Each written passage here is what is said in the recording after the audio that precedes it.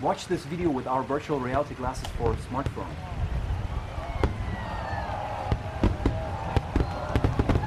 virtualvizor.com.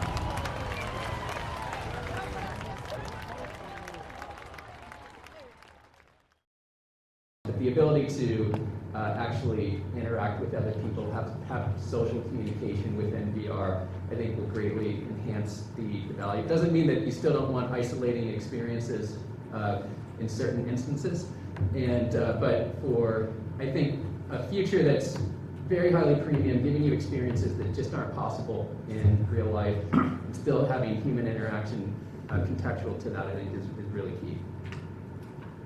Yeah, I think what we're asking when you talk about AR and VR, it's even though there is AR in VR, I think the future is more in AR because we are asking people to put the glasses on, and then even though AR does come with glasses, you know, are we looking at a future where you're not putting on glasses and it's more like the Matrix, and we're moving screens around our house, and projectors are, you know, this big versus this big, and you can put something on any wall at any given time. You want your fantasy sports on a wall, you want this on a wall with the resolution. Can you get that? And I think we are asking a lot, of course, with VR to put on the glasses and be in that world like in sports. We know that no one's going to put these glasses on for 3 hours and watch a game, so we're focusing more on short form content. We do have the live, but also pushing short form content, whether they're pre-produced as well as turning clips around really quick. You know, there's a home run that just won the game, and we had cameras in certain spots. Can we turn that clip around, throw it up on the web really quick within a couple minutes so that you can actually go see this clip in VR? And it's more of an enhancement to our live sports than seeing live sports all the time. So Ted, what does that get me? In the big picture, what I entered that world of VR experience. What am I getting from that experience that I'm not necessarily getting from a simple 2D? Right. Well, first of all, we have to understand 2D sports. We've trained the audience how to see 2D sports for the past 20 years with new technology, new resolution, multiple cameras, from 6 cameras at a game to 20 cameras at a game, whatever the count is. Fast cuts, the best announcers, the best producer director, the stories, the feature packages. We're never going to replace that.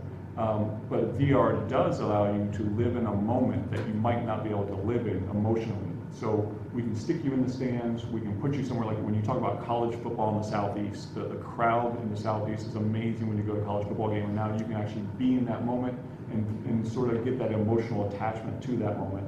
And that's what we're trying to do, is we're trying to take you out of the world that you're in and put you in a new world that you've never had the opportunity to be in. Well, let's talk about that on a global sense then, because if you look at something that is what's happening right now with VR.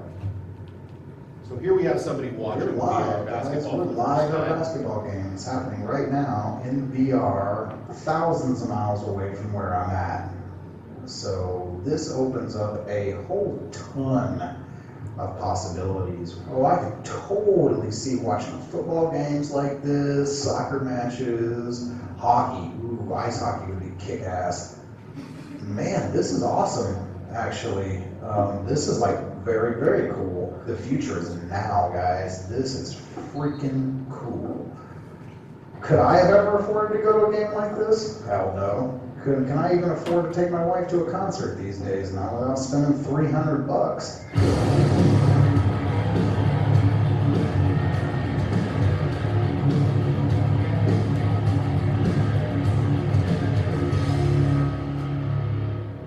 So here's my question. Here we have somebody sitting on the floor at a basketball game. We have somebody who's watching a concert, and they get the opportunity to do this, and they get the opportunity to do that. Can you guys talk about the difference between 360 and VR? And it seems that a lot of people are claiming VR when it's 360, and a lot of people who are really doing VR look at 360 and poo-poo it. Yeah, so I can take this one. So basically, I think the first premise that we need to agree on is that VR as a technology or as a kind of like a tool to let humans experience something different, can be pretty much defined as a trickery of senses to make you feel you're somewhere else or doing something else, or just taking you out of your in-body presence and being present somewhere else. So currently, like with the current technology, what we are able to trick with the senses is just the visual aspect and the auditory aspect. So we can put you in the senses like you see a stereoscopic thing and we like just project something on your eye, you look at a screen with some lenses and you get the feel like you're really seeing somewhere else that you are, and something with spatial audio. And for this kind of subset of the senses of ability that you kind of can trick your body into thinking somewhere else, then 360 seems pretty kind of similar in the sense of like you have this sphere around you, or inside a dome of panoramic content, and you're just looking at it as the same vocal length and so on. So right now, it kind of seems that like, there's no big deal of the difference between 360 and VR. And from my perspective, I mean, we shouldn't really differentiate as far as consumers is getting really much more into the platform. People are getting interested in it. It's much more accessible right now with great technology and price points. But when we get into actual like real VR, in the sense of like being able to teleport somewhere, like the Matrix, there you need like haptics. You need to be able to really feel like have this seamless feedback loop between the virtual and physical. You have like this merged reality concept, like what Intel's called merged or mixed reality or AVR, VAR, whatever people call it these days. You have like you really become one with what's virtual around you, and you can have like your like entertainment, for example. You can be like, just stuck in traffic and having your superhero sitting next to you in the car. Like you think they're actually there, and you can like ask them to move around the traffic, and you can see the traffic just moving around. And so it's really much more immersive. Like there's this complete suspension of disbelief, and from both ways, from physical to virtual, and then the feedback loop from virtual affecting the physical, and across all the senses. So 360 video nowadays like can be seen as like some sort of immersion, which is perfect for an entry point, but it's definitely not the end game. And we really have to think about this as like the early days of any other technology platform. Like you can just look at the internet in the 80s or 90s and say that this really sucks. It's just for geeks sending files academically for each other. But there's no way to see like that actual things that are built on the network effects, and that is impossible being pushed forward and forward. It's impossible to imagine Uber 20 years from now. It's impossible to predict Airbnb. So we really have to keep an eye, a much more open eye of what's possible. And then 360 as like an entry point, which is definitely not the end all be all, but like a really nice starting point. That makes a lot of sense. Go ahead. It seems to me the two are joined now, and that's not healthy for VR. But I expect it's working for those to my left who are developing cutting-edge VR, because VR isn't where it needs to be to have a pitch beyond you can see what's going on behind you, or I can be at that place watching something 1,000 miles from here at that game, but I'm actually not in the game. I'm actually not part of it. I don't have the haptic or social experience of being part of it. I think VR probably over the next year, and some of the sourcing of it will come from people leading us in music and sports. I think Mark Zuckerberg sent a message to us all the other day saying that Facebook is figure out how to create the truly socialized VR experience. I believe once those two streams are joined, it's like Ghostbusters. When you join the streams of the social to the point of view, the haptic, and the capacity of capturing the space that VR presents, then we will really have a VR product that's more than I can see what's behind me, and I should spend $300 to do that. So that, in essence, gets us beyond the creatives coming up with experiential situations. Right now, there is an oversupply of demand, oversupply of supply, and not enough demand, in my view. Well, let's talk about that in particular. Brad, you just recently did the Carry Me experience. Right. Which, here are a couple stills from it. And I'll let you, as I sort of click through those stills, talk about transforming into a different experience. Yeah, so we announced this last week, and we'll be releasing this in November. This is a 3.5 minute. My bad. music? Go ahead. At least play the song. This is a 3.5-minute experience that we didn't actually shoot a single frame of video. We built this entirely in a game engine. And we did it because we found that sort of highly immersive visual effects or game engine technologies leverage the capabilities of VR better than 360 video. So in this particular example or this project, you feel like you're floating upward on this journey through a series of these really beautiful environments, and there's lighting and animation and effects, and we played with scale and motion, and we actually did scan Kygo and stylized him to put him into the scene, but it's really transporting you into this entirely new dreamlike world. And we think the response that we've gotten so far is people really feel like they're floating. Their brain believes it, that they're actually going on this journey literally into the song. And we think that this is really exciting for us, this technology. We're looking at this kind of technology much more aggressively than putting cameras at concert venues. And I think when we think about that, when we think about the concert-going experience, we're viewing it as we have to completely reimagine it in VR. It's not, let's put a camera on the front row or on the side of the stage. It's, if you think about concerts, you're working within physical constraints. You have a plot of land that you built your venue on, and you have to build it in a way that can get 20,000 people in there, and you put a stage on one end. And why would we replicate that and not create some extraordinarily new type of concert simulation or experience? And these kinds of technologies, and we're really excited about volumetric capture, we're really excited about light field technology, being able to take an artist and place them into this sort of dreamlike world and create an entirely new kind of experience is where we're headed. And it's interesting to me because as a traditional storyteller, I've always, from the earliest days, believed that every story needs your beginning, your middle, and the end to be fulfilling. And what I'm seeing more often than not in this world is right now in VR, it's much less linear. The audience in VR seems to be a little more forgiving right now, that they can float, that they can hear a song and immerse themselves into it. So initially, when I started entering into the VR world in my own mindset, I was like, well, how do you take existing things and make them applicable in VR? I think that was the wrong way of thinking. Do you guys agree? I think we'd all say that one of the best things we've seen in the last year was The Martian, and The Martian was great because Ridley Scott, on money that you would never have spent on VR, had created a zettabyte of material that the producers had to work with and a true 360 within which to place me.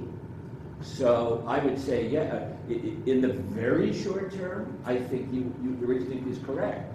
Look at some of the, specifically the CGI-driven sources of material right now to play with and grow the medium in, because I do believe that it's the CGI-driven, the animation, the game-driven. There's VR games being sold on Steam right now. That's the only profitable part of VR that I'm aware of right now, are the games being sold on Steam. So in fact, I do think this whole CGI and animation space is a great place to be now, while the social haptic new VR experience comes together. And while we're on that, there is the actual gaming aspect beyond that, which is entertainment in a new and creative way. I'm about to experience Mission Impossible virtual reality. It's like Tom Cruise in the movie, hanging on the side of the plane. It's awesome!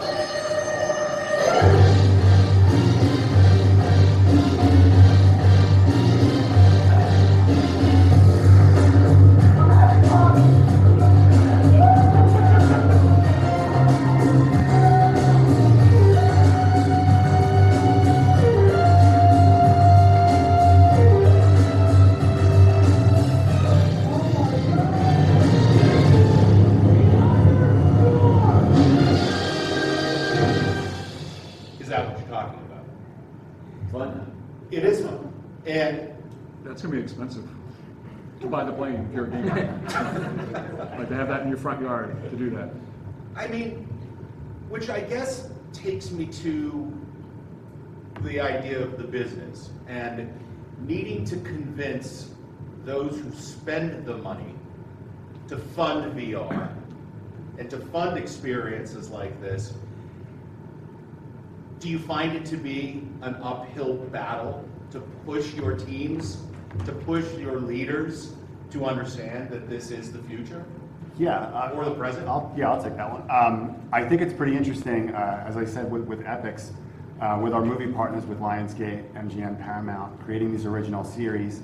One of the key drivers for those series was making these innovative experiences.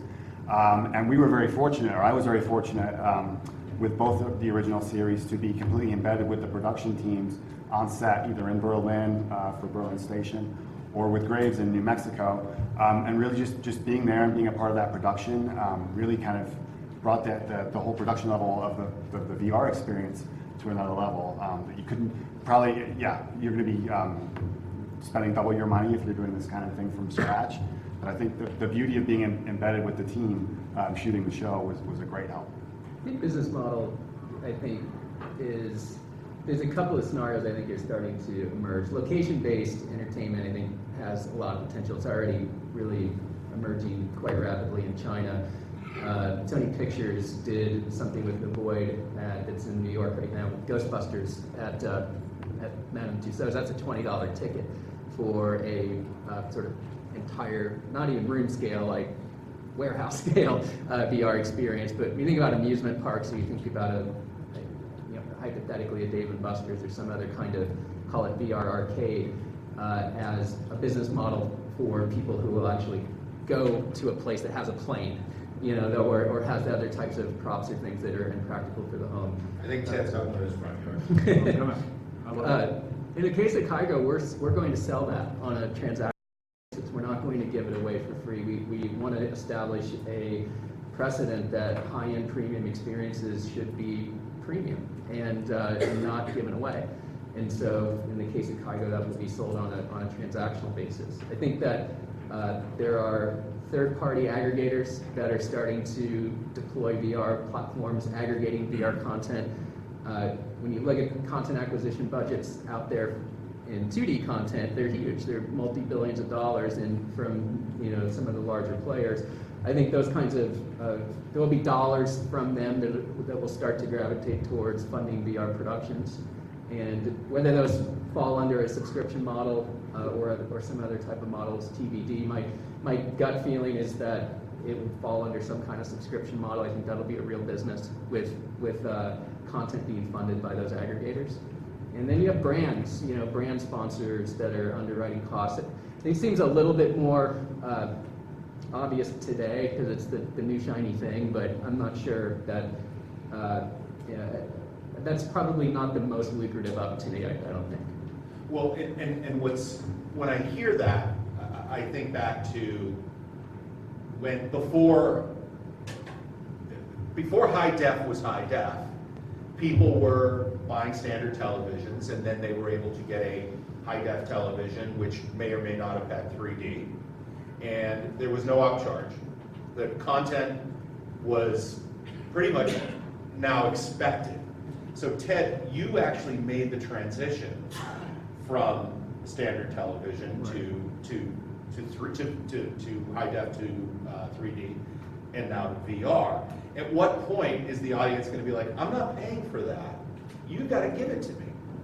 Well, I mean, there's a bunch of different levels, certainly. With HD, I mean, the issue was the TVs were more, there wasn't enough content, sort of like we're talking about now, not enough content. But also the networks their infrastructure had to upgrade. So the networks on HD took a huge hit. At least the networks aren't going to take a huge hit on VR. But as far as VR, again, some phones now sell and you get the glasses for free. So that's great, you have glasses for free, but where does the content come from? I think it goes right back to where you're talking about where does the money come from to make these great things. And And as you were saying, location-based things, those are an easy one to look at. I mean, it's hard to get the money, but at least you have a physical, tangible thing you're going to say, here's something we're going to shoot, we're going to go onto a stage, and we're going to do CGI, and we're going to do all this stuff, and it's going to create this 5-minute piece that people around the world can see, and we're going to make this much money, and there's a business case for it. The harder parts are when you talk about brands, like you said, it's the brands come forward, they want to spend some money right now, but it's not going to be there forever. So that next level, how do you keep VR going? What's the, and again, go back to one of your other questions, what is VR? I mean, I still don't, if you ask anyone what VR is, they cannot give you an answer. I mean, is it 360? Is it 360 strip view? Is it 360 stereoscopic? Is it more taking you into an immersive world? And if you say immersive world, what does that mean? Because to me, an immersive world means you're somewhere a different realm, but also it's got to be 3D to give you that emotional impact, and you have to be able to move around it. But that's just my take on it. But there's so many different layers. But as you were talking about, for right now, just having VR is good for VR. And it'll separate itself in the future, but we don't have enough eyes on it to create business case scenarios. But I think that will come, and it's going to sort of get fleshed out. I don't have the magic answer for it. And I think that's a challenge also, talking about from the transactional point of view. Like, if I want to buy a CD, or a MP3, I go to iTunes. If I want to buy an app, I go to the App Store. Right. If I want to buy a video, I go to the video store. Where do I go to buy VR? Where is that? I think the audience needs to be more And Chuck, educated. going back to your own experiences with traditional media, advertiser dollars pay for that. And we've seen this year a lot of advertiser dollars in the VR space. What I think you have to look at is that in 2015, $26 billion worth of advertising accounts shifted their agencies of record. It's the largest number in the history of advertising. That means for each of those accounts, there was an incumbent that had the business, and there were 4 companies at least trying to get the business. And everybody needed to tell a news story. What was the news story in 2015? VR. So you suddenly had Mondelez making VR for Oreos, and if Oreos has it, M&M's has to have it, and suddenly you have the whole snack food category. And then if I am now a consumer, this is all supply side stuff. Who's going to pay for it? Can it sustain itself as a business? It's all supply side. Where's the demand side? The demand side is 100,000 to 200,000 people. Now, in the world that you came from in the media, which funded 50 years of television, that was media that was sold on a CPM basis, cost per thousand. So let's say highest CPMs, we can imagine $150, $200 CPMs for 100,000 people. You've just funded a $20,000 project. Well, and we're also stuck in the VHS Betamax conundrum, which is, What do you buy? you're doing something with Mondelez for one of their products, and whatever one of their confectionery products are going to be, and now you're stuck saying, okay, well, what are we going to put it out on? How is it going to be released? What phone are they going to watch it on? Or are they going to have a separate device? So where's that going? Will it be homogenized? Will it be, yes, we know that there are some channels coming out there, but is there a way where this is going to be merged, where people don't have to make these decisions when VR becomes global? I think Sorry, go ahead. maybe once there's more of an evening of feature specs, like you said, there's so many different versions of flavors, if you will, of different things to do. Like once that starts to get a little more balance, which I think it will, then people will start to And it also, gravitate. absolutely, and it also takes producers, creative producers, real traditional creative producers to wrap their head around this, take a concept and push the envelope. Because right now, what you said happened to you happened to me back in the 3D days. I would walk into a room, and I came from the television and film side, and I'd walk into a room and I called them the 3D nuts. They're all stereo club guys who created these cameras. They're all engineers, and they're very bright, but they didn't understand the film or TV side. Totally. And it's the same thing in VR. I mean, it's not across the case. There's a lot of people now involved in VR, which we're glad to have, that come from both sides. But there's a lot of engineers, and they don't really understand the concept. So it takes producers to say, here's what I want to do in my space, in my project, tell me what I can do, and they'll tell you what they can do, and then say, okay, but I want these 5 other things to happen, and they might not know how to do it that moment, but if you say push on those 5, they might figure it out. And there's a whole other language that we still haven't even touched yet in VR and AR that's going to happen, but it takes us to push people. Well, and I don't know that there's that conversation happening on a global scale yet. Certainly there are specifics, and I think, you know, Sami, you can talk a little bit about that because you sort of cross that boundary between creative and technical. Yeah, I mean, like, just going back to Control the line. going back to your question about like what should happen in the industry, or kind of like across different industries, to let VR really be agnostic of consumption channel. Like if I want to consume VR, I don't want to care about which platform is being built on. If I want to build VR and create VR, I don't want to care about all these different platforms and all these walled gardens. I think today is something along the lines of WebVR, which is like you just create something that's it's on the open web. You just launch a web page, it has VR on it, you just put on your headset. You don't really care, Google this, if it's native or not, it just works. And in order to get there, I mean, there's a lot of steps that need to be achieved. WebVR right now is pretty much established in terms of like a starting point. I think Safari, pretty much Chrome, and Firefox that are supporting it. I think Facebook came up with a new browser called Caramel, if I remember correctly, it also supports it. And pretty much anything very soon will be able to support some version of VR and WebVR. You just need to have enough compelling content on it.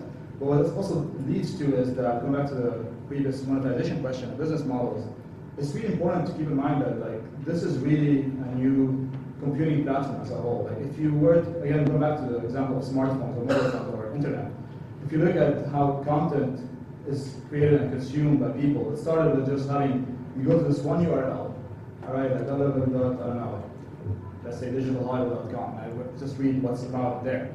And then I finish, I go somewhere else, and I just go, I can't even, before hyperlinking was a thing, and just being able to jump around from experience to another, and being able to go end up with this, just, you know, whirlwind of like, I'm starting looking at a YouTube video about, I don't know, trees, and then I end up 5 hours later watching something about Disney, and like, you know, just because of jumping around in these portals. Before the metaverse is established, which is going to happen very soon, with more people creating stuff for VR and making them correctly, you can't have enough usage of VR and people just consuming and doing stuff on it to monetize it correctly. You can't really think about all the e-commerce or v-commerce, whatever you call it, VR, all the advertisement stuff, or the like in-app purchase equivalents, or any kind of business model that will get created from VR. So I think before VR becomes much more unified and less of a walled garden situation, it's going to be hard to really like reap the value out of it, same as it was for the web, and then the app store came and you have the apps, and now everything's going to chatbots, and like forget the apps, just go directly to whatever you want to get. So like we need to get more there in the industry. And I think one of the problems is that right now it's not that accessible yet. So it's just a natural transition phase. So I'm going to actually open up the room to some questions in a minute, but I'd like to pose a very specific question to the group, and if you could answer it short, because we're going to run out of time in a minute. But for people out there who want to be part of the game, where's the money? Where's the money for someone who's out there who wants to break into this world, who's got the creative idea, who wants to figure out their way in? Where's the money? That's always a tough one. I know. That's why I asked. That's you know, it's hard work, it's hustle, it's networking, it's everything we've been taught from our parents all the way through this industry. When I went into 3D, it was new. We produced YouTube 3D with 2 different people, Vince Pace and Steve Sclair, who were rivals. I was just a producer. I didn't care about either one of them. I just wanted a good show. And then I joined one of their companies when they opened it. And I learned very quickly, even though my role wasn't this, I turned my role into raising money because there were so many people out there interested in VR. I started touching base with everyone from Samsung to Panasonic to Sony to brands, and I sent letters and I called, and ultimately I can make a phone call to Korea and get $600,000 in 10 minutes to go do a show just off a phone call after that. But you have to get to that point of just hustling in this crazy Hollywood to make those contacts with brands and other people. And also, if you don't have those contacts, is finding out who does and befriending those people and working hard, but also shooting stuff and getting a reel. You know, I know it's tough. It's one of those things that especially, but with new media, it's easier. So that's the plus. Is with new media, it's easier to sort of attract people, and that's good. And definitely, if you have that idea, I wouldn't go in and just say like, I've got an idea for some VR. Let's go find the money for that. Like really flesh that idea out. Sell people on, get them inspired by whatever it is you want to create, and that will follow. Like you said, it's going to take hustle, but someone's going to.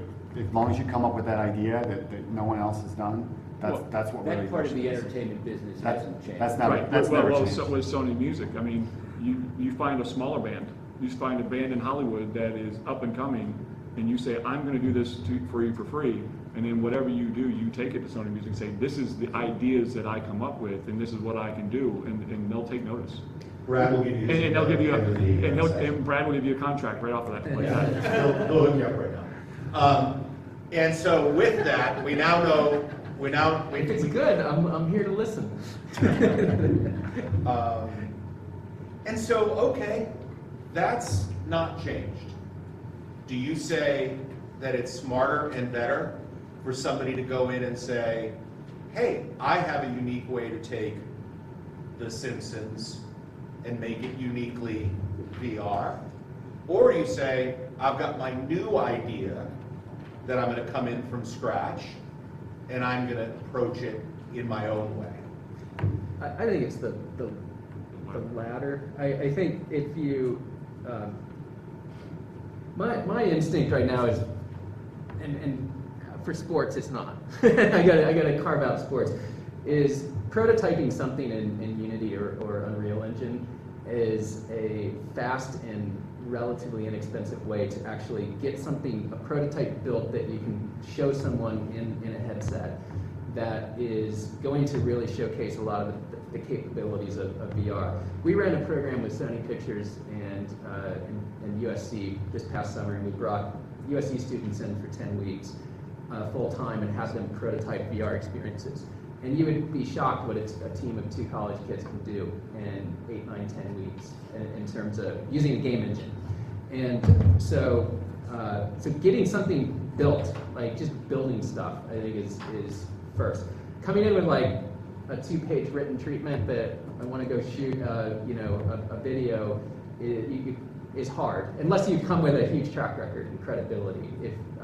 So game engine stuff to me is probably where I would start to prototype.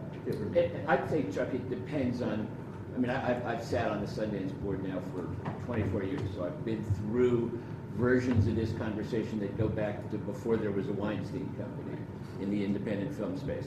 So, and at the beginning of Miramax, actually, when I first started. So, I would say it depends on who you are, is the answer to that question.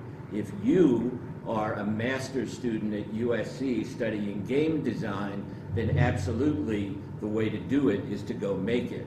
If there's a Casey Neistat sitting in this audience who can act in it, write it, and shoot it, then you gotta go, get out of here, go make it. If you are, to Ted's point a minute ago, the producer who's going to conceive of something, absolutely do not walk in with a 2-page treatment, walk in with a piece of, the old, it really hasn't changed. You want to make a musical, hire Frank Sinatra. Yeah, it's walk in with a piece of talent, walk in with a piece of rights.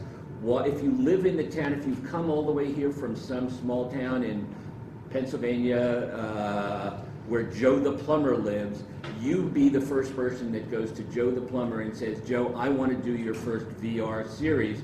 That's your piece of talent.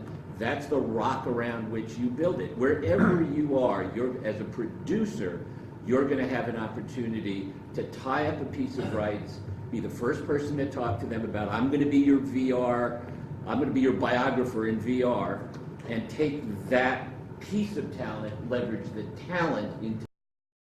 And if you're a technical person, partner up with a creative and go at it together.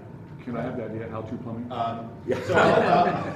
So Joe the plumber on how to plumb. So one thing they never asked him. I'm going to open the room up to questions. There's just, I want everybody to look at something because I don't know how many people are familiar or aware that The Simpsons did just come out with their first version of VR. And it made me laugh a little bit. So I just feel like it's a nice way to sort of open up too.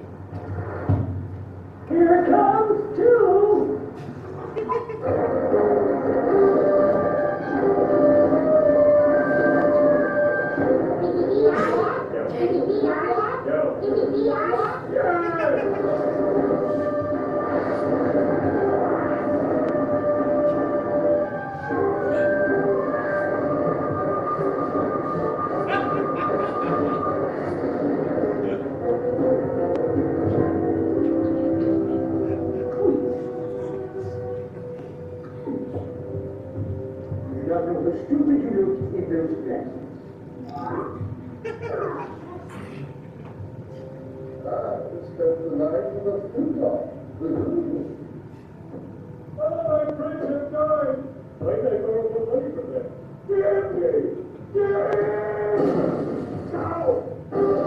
always fun to sort of see VR make people make fun of their own.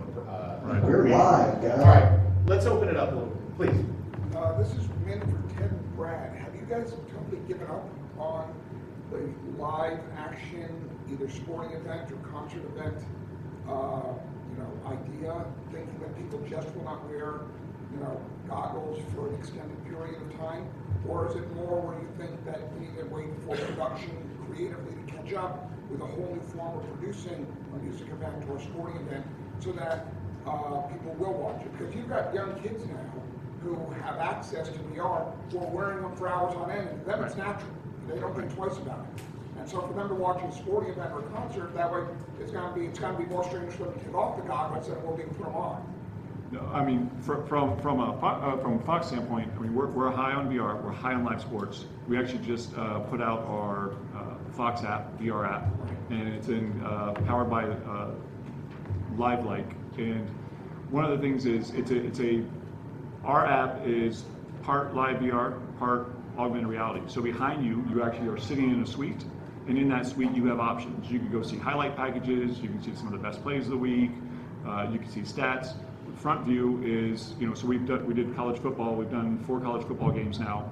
2 weeks ago, Oklahoma game with this app live, and we had 8 cameras around the stadium, which also is a help for live sports. In 3D, you used to add so many layers of people in 3D. With VR in sports, it's the overlay is much easier because you're talking about fixed cameras, and you're talking about static cameras basically.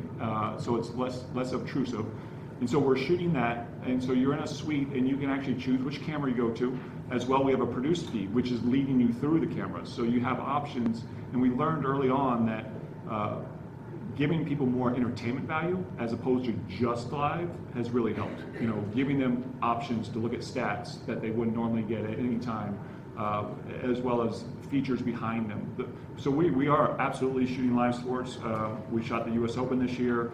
We shot Monster Jam, and we're continuing on. We're going to shoot a lot of. You're shooting them in a way that the minute you say all lockdown static cameras. Correct. That's a step backwards from where we are now, where a camera can zoom and take you on the action. No. You can zoom in these cameras. You can. We have them on Steadicam. We just did a test with Skycam, and we had one on Skycam. So we're doing that. The problem with VR is if it's not stabilized and it moves too fast, right, I'm going to get you sick. I'm going to get you really sick. Right, but there are protocols in place now. Somebody from Nikon was at the other thing, talking about how they're testing, so they know the parameters and limits at which you can do things, especially robotically, where you... Right. They know their parameters. We have our set of rules. Where's the overall rules for everyone not to get anyone sick? This goes back to 3D, when it came up on screens. If there's 2 images that your right eye and left eye is seeing, and they're 14 pixels out, left and right, and both your eyes do this, which they're not trained to do, and you walk out with a headache, well, yeah, because one eye was up, one eye was down. What's the rule from whether it be the motion picture industry or SMPTE or whoever that says you cannot have a picture more than 6 vertical lines out? There never was, and there still isn't to this day. And so same thing with VR. VR has to have some kind of standards in the future for it to live, so we don't hurt people. So I think what you're saying is you have not given up on it. You're actually absolutely. embracing We are 2 feet in and moving forward, and you might see Lady Gaga this year in the Super Bowl in VR. And to take that a step further, this entire conversation will be different a year from now if in the next 12 months there's one hit. This is entertainment. We are a hit-driven business. The first time some producer or creator or Casey Neistat or somebody figures out that first hit that gets people to buy goggles and wear goggles and experience things, this conversation will be very different.